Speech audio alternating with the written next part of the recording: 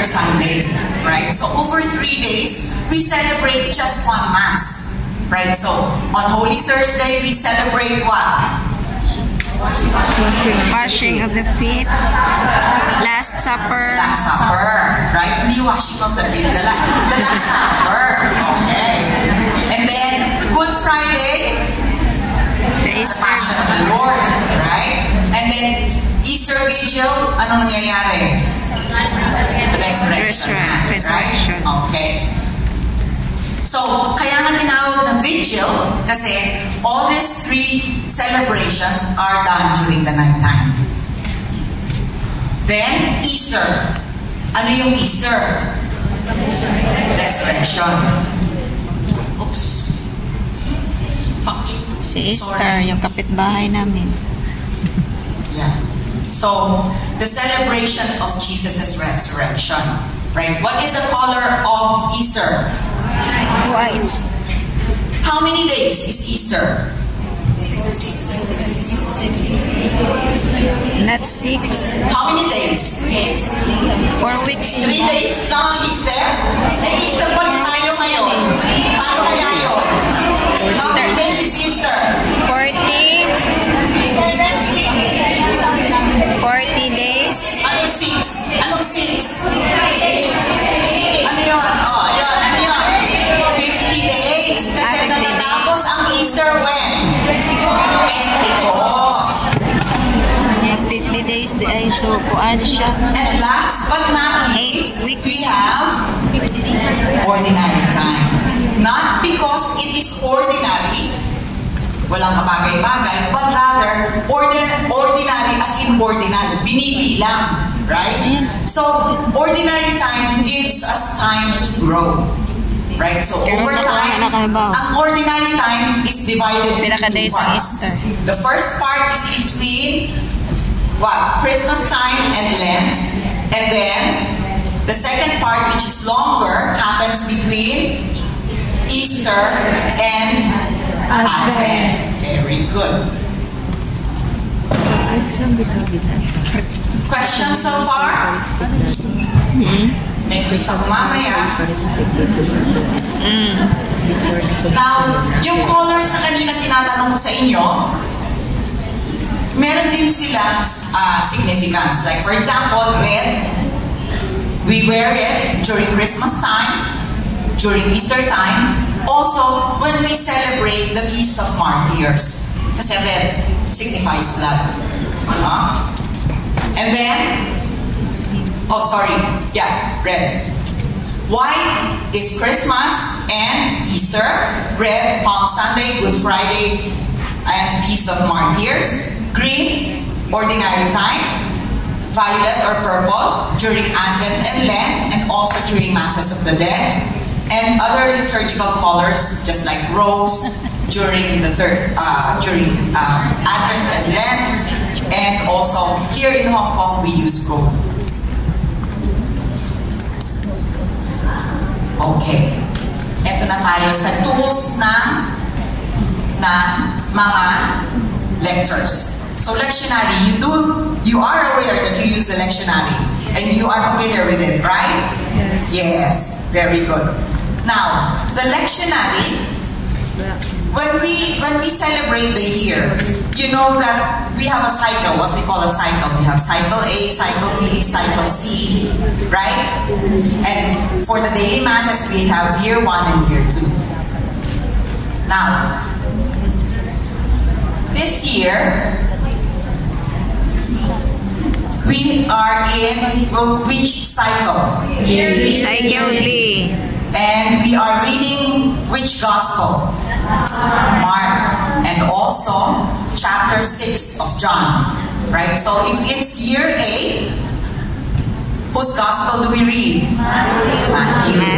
And if it's year C, Luke. Now, do you notice each gospel writer has an icon? Like for example, Mark. Anong icon ng Mark?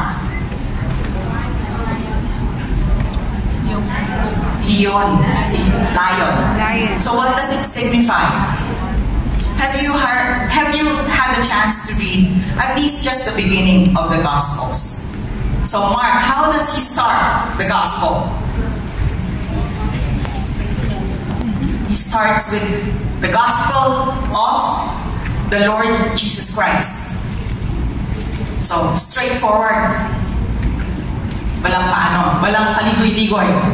Straightforward, smart. Fierce. How about Luke? What is the icon for Luke? A cow. Bakit cow?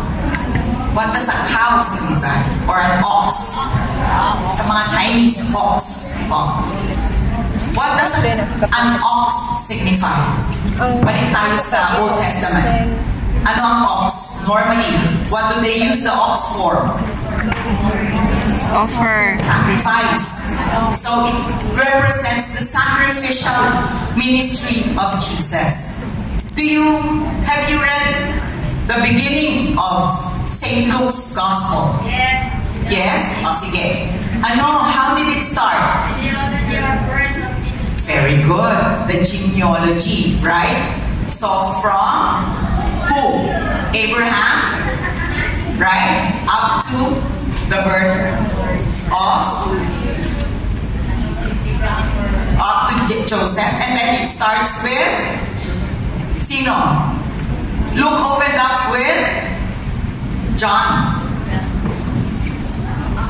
The birth of John. So what about Matthew? Matthew, anong icon ni Matthew? An angel or a man, a winged man. It represents what? The humanity of Jesus. So with Matthew, anong start ng gospel ni Matthew? Genealogy din, right?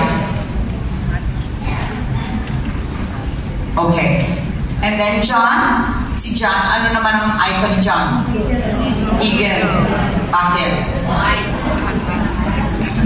Because John soars high. Right? Do you know how John's gospel started? Si John, taga Davao. In the beginning was the Word. Kailan ito binabasa? Christmas Day. Okay.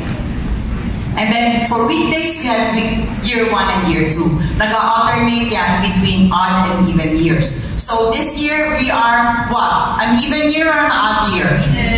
An even year. So, if we are an even year, we are reading what? Year? 2. Year? B. Ba't hindi kayo sigurado? Year 2. 2. Okay. Very good.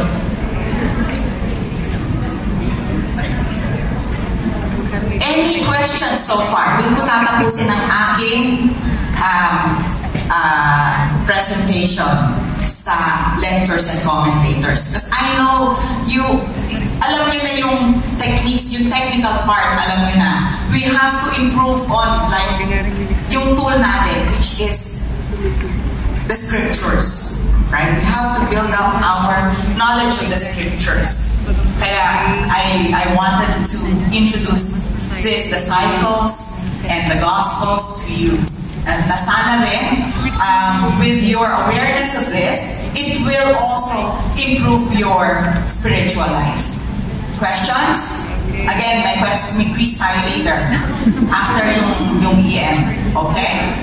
So now, I give the floor to James, who will be talking about the altar servers.